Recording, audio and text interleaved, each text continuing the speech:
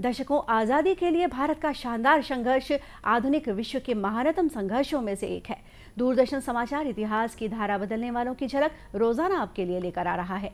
आज हम बात कर रहे हैं स्वाधीनता सेनानी सरदार सिंह रावजी राणा के बारे में। वो श्रद्धांजलि अर्पित कर रहे हैं।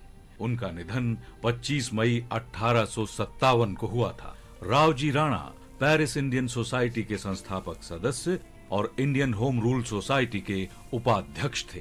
रावजी राणा का जन्म 10 अप्रैल 1870 को गुजरात के काठियावाड़ में हुआ था। हाई स्कूल के दौरान महात्मा गांधी के सहपाठी रावजी राणा ने पुणे के फर्गुसन कॉलेज में पढ़ाई की, जहां वे लोकमान्य तिलक और सुरेंद्रनाथ बनर्जी के संपर्क में आए। वो स्वतंत्रता आंदोलन में शामिल होने के लिए तब प्रेरित हुए जब उन्होंने 1895 में पुणे में इंडियन नेशनल कांग्रेस के अधिवेशन में स्वयं सेवा की।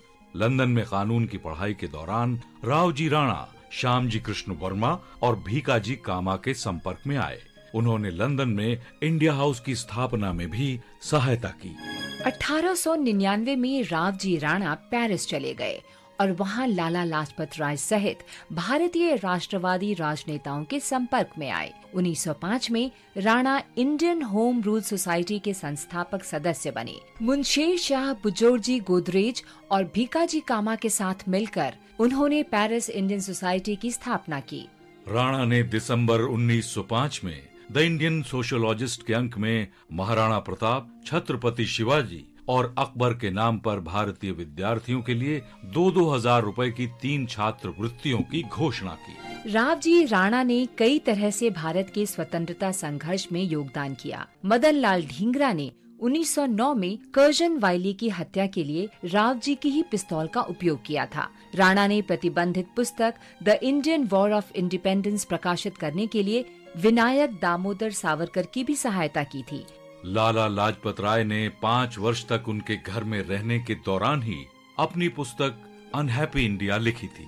रावजी राणा ने मॉस्को में बम बनाने के प्रशिक्षण में सेनापति बापट की सहायता की थी।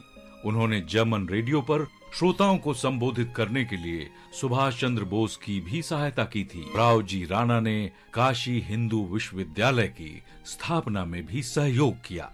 रावजी राणा ने फ्रांसीसी और रूसी सोशलिस्ट आंदोलनों के साथ भी निकट संपर्क बना लिए थे। वे भीकाजी कामा के साथ 18 अगस्त 1907 को स्टटगार्ट में दूसरी सोशलिस्ट कांग्रेस में भी शामिल हुए थे, जहां कामा ने फ्लैग ऑफ इंडियन इंडिपेंडेंस प्रस्तुत किया था। राणा पेरिस से प्रकाशित वंदे मातरम और बर्लिन से प्रकाशित द तलवार में नियमित रूप से लिखते थे, जो चोरी छिपे भारत भी भेजे जाते थे। राष्ट्रवादी गतिविधियों के कारण फ्रांस की सरकार ने 1911 में राणा को निष्कासित कर दिया।